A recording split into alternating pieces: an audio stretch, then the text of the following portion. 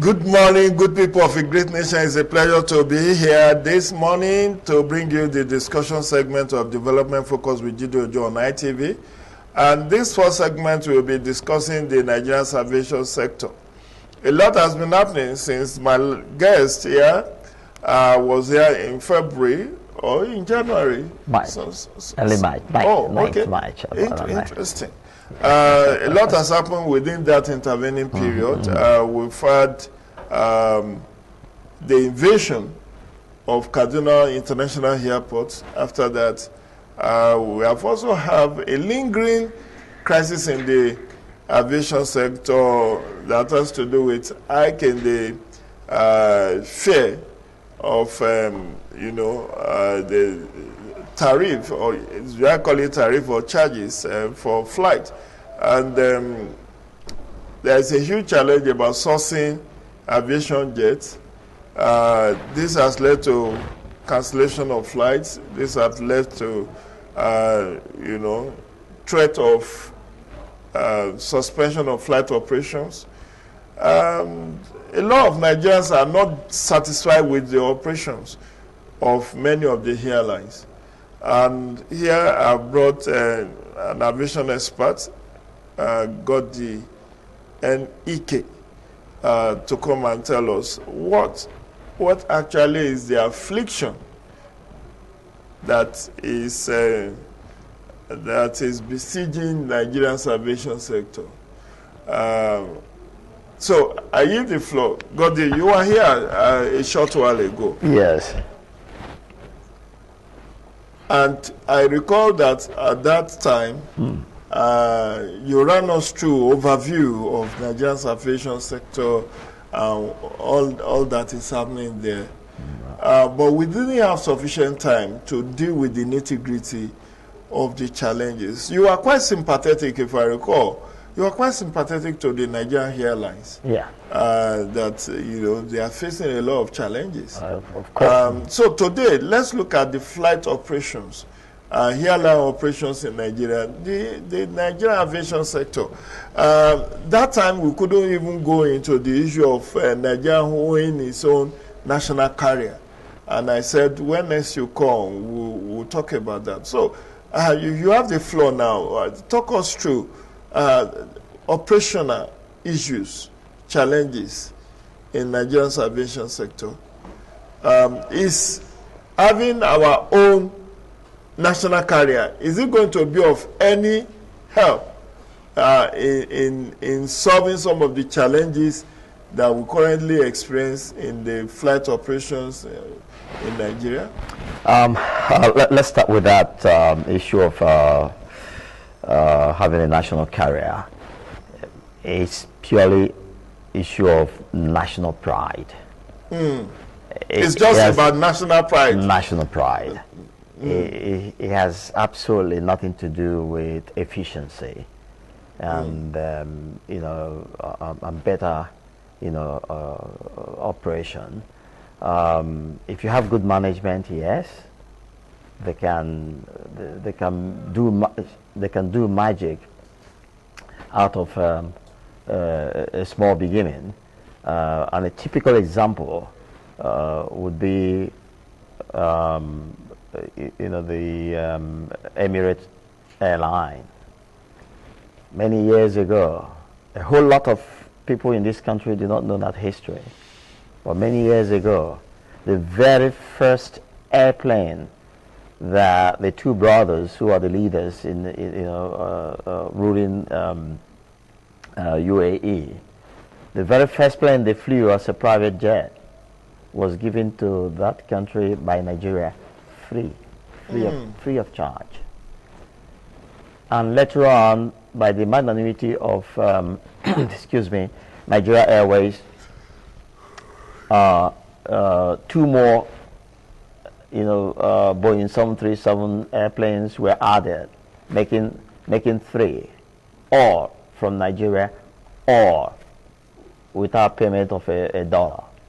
Why that? Well, just the big brother thing, and good relationship for an amazing nation. Don't forget, if you knew UAE 30 years ago, it was more or less like Gariki village in Abuja here. This same UAE, this same Dubai that is looking like as if it dropped from heaven, now with those three, so that we don't lose focus, with those three airplanes, you now know the awesomeness of the Emirates airline. It's one of the largest in the world today, one of the most efficient in the world today. But here is the irony. Nigeria Airways, whose magnanimity made possible for Emirates airline to have, 2 more planes to start off, an airline, went down and died till this day. But Emirates has got its airplanes in thousands right now. This is the reality of life. So the point I'm trying to make, what did they do right that we didn't do? They did all the things that needed to be done right. Like what? One is when you talk about operational efficiency, you're talking about how you can reduce cost and increase inflows, revenue. That is the starting point of operational efficiency. And you talk about killing corruption, which was one of the things that slaughtered Nigeria Airways.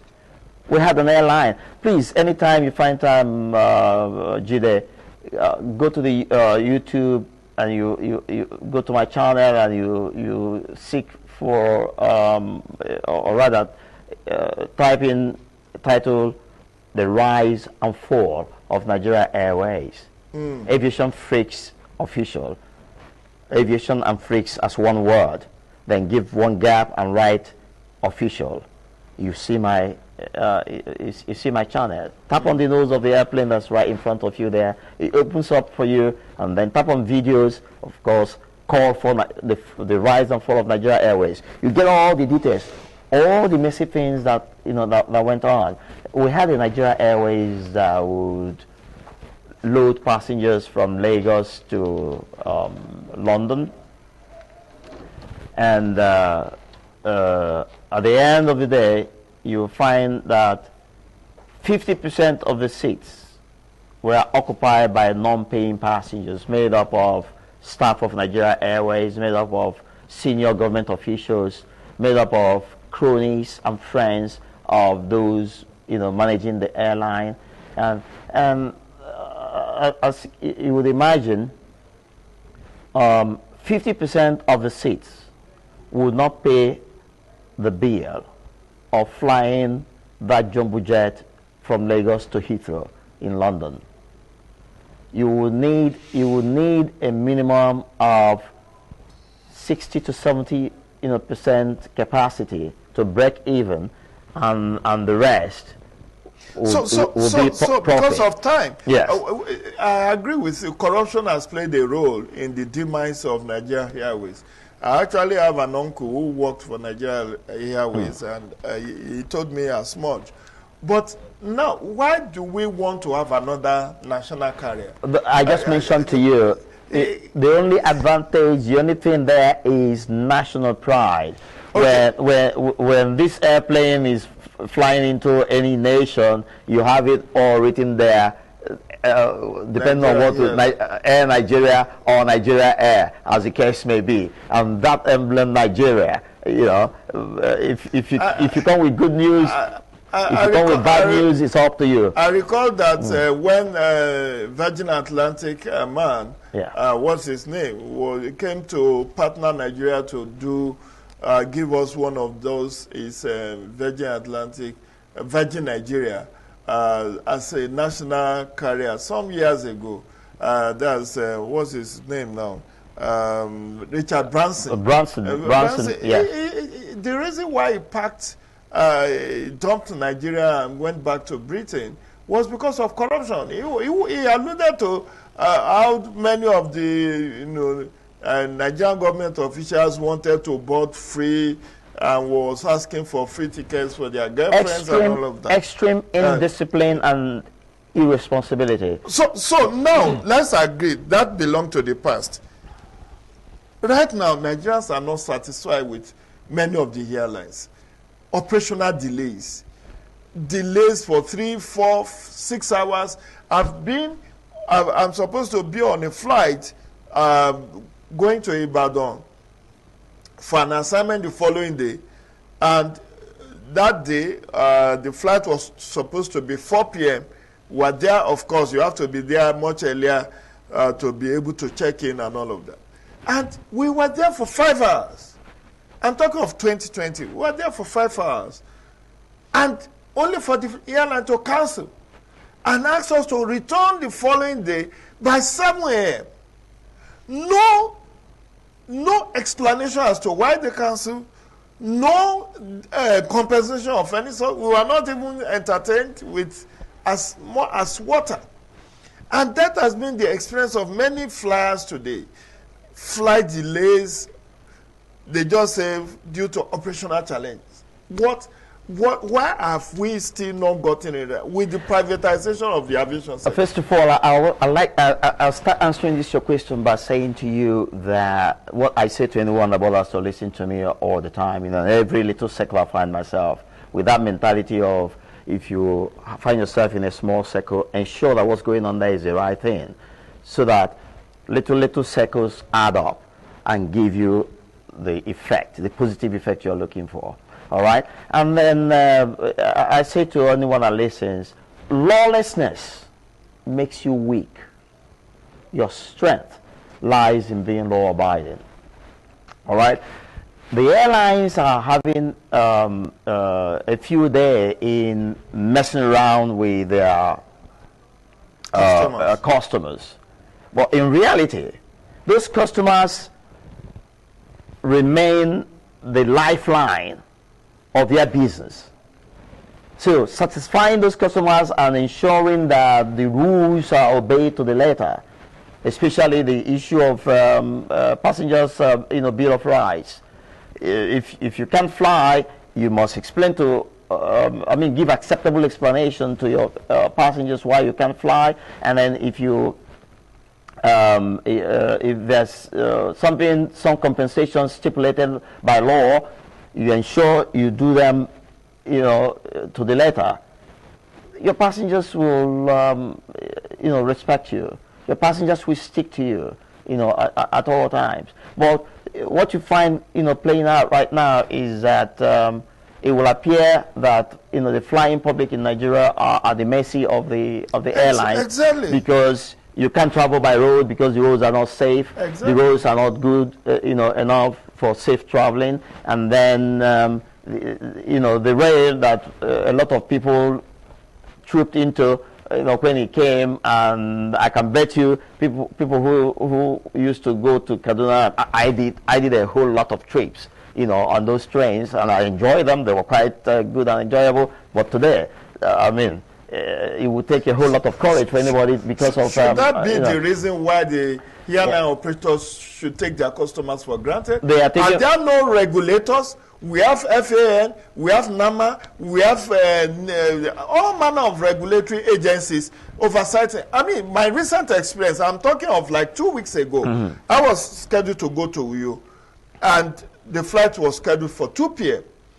I was at the airport before that time, about a little after 1 p.m.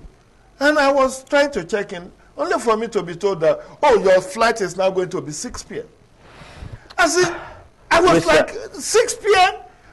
I was not notified. You were not notified that I should not come to the airport that early. And then I have to be hanging around for like 5 hours. That's lawlessness. And because no one is enforcing it. 2 weeks ago. Yeah, no one is enforcing it. And I tell you what, it will appear that when people get appointed to take charge of that sector, and I'm talking about the aviation sector, they don't like this when I say it, but I will continue to say it because it's a hard truth and hard fact. Our Ministry of Aviation is an enclave. Anyone that gets in there gets sucked in. And it's very unfortunate. And emasculated, and so you are unable, even if you have initiative to sell, except an individual that has got strong character. If government finds an individual that has strong character and gets in there, and then start by weeding away a whole lot of the old hands and bring some new hands with vision. Jide, this same vicious circle is what we have on our hands. They are not interested in enforcing these laws. All you find is when passengers make noise, or Nigerians generally make noise on air, the Honorable Minister comes and says, from this day, this must not happen again at the airport. That must not happen again at the airport. And that's right. And it ends there. No enforcement. I mean, and no, where did you come up with bills of rights that is well publicized, and everybody was celebrating? Oh, this is fair to us as passengers. Now you are paying. It's not even only for passengers. It's both for airlines and passengers. Did you know that I had a recent flight to Lagos, and my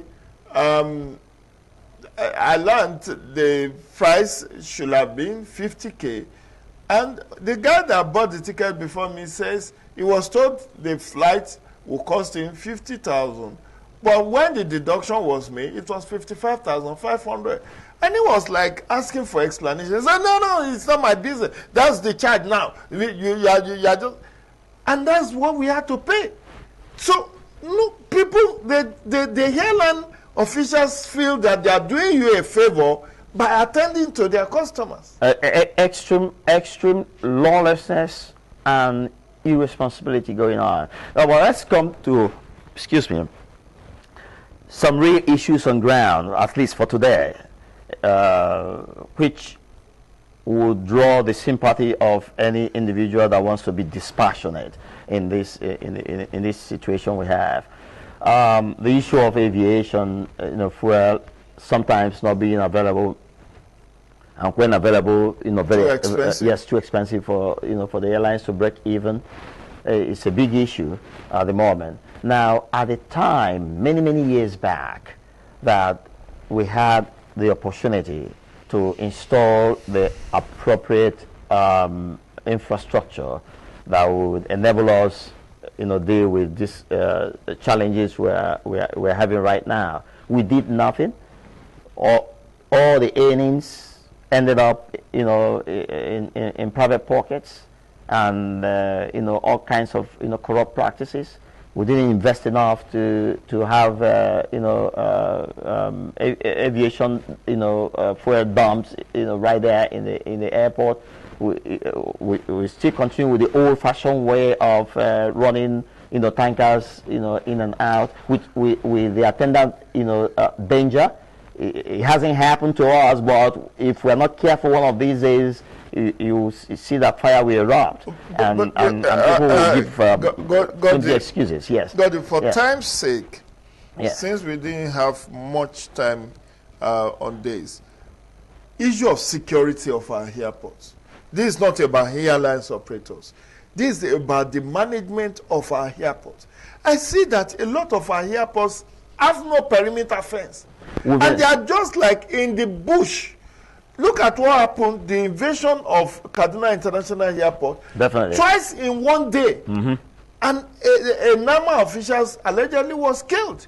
So how do we ensure security of our airports? That's because now the roads are not passable, fear of being abducted, people want to fly. But the fear now is that with this vast land where you just have the runway and the terminal building, and the rest of the entire environment is just overgrown with grass, how secure is our airports? We can't claim that our airports are secure because in the first place, the technology has taken over a whole lot. That if you invest in in acquisition of technology, you will have a lot achieved in ensuring that the airport environment is secured. The perimeter fence is not on its own. It's not necessarily, it does not translate to security of the airport. What will do more of the job is installation of different kinds of technology available, including this issue of efficiency. Do you know, Jide, let me give you one example that will shock you. And do you know that there is a simple technology, an app that airlines can use, and then you won't have to see any queue when people want to go board the airline? No. As a matter of fact, you may arrive the airport, but you may not have any reason to quickly rush into the departure hall, because with that app, the airline can check people in face by face. So, Jide, you may be at the airport and having a drink with some friends, at the lounge, and through that app, you receive information that the next 10 passengers to be checked in are so. And you take a look, and you see Jide Ojo as one of those 10 passengers. At that point, you tell your friends that you were drinking with, all right, it's my time to go. As you are passing through the security points and getting into the departure hall, Jide, you are walking straight to the counter to have your boarding pass detached. The boarding pass detached, and and you head out, to board. In that way, you walk into the departure hall, and you see just a few individuals with seats littered everywhere, and nobody sitting on them, and yet hundreds of passengers have passed through there. That is technology. It's available. But you see, I can't explain what's happening to us as a people. I do not understand it. And the sad part of it is that no one accepts criticism. No one accepts information that he or she does not know about. Jide, these things don't fall from the skies. So invariably, because we need to go now, invariably yes. we need to acquire the necessary technological gadgets to secure our airports. That's the point you're making. Oh yes. Thank you very much, Godi. We never have enough time discussing. You create 1 hour so that I can give you a whole lot of information. You'll be back. I can assure you. Yeah. That will be the size of our first segment on development focus with Jide Ojo on ITV. We'll go on a short break and we'll be back for the second and conclusive segment.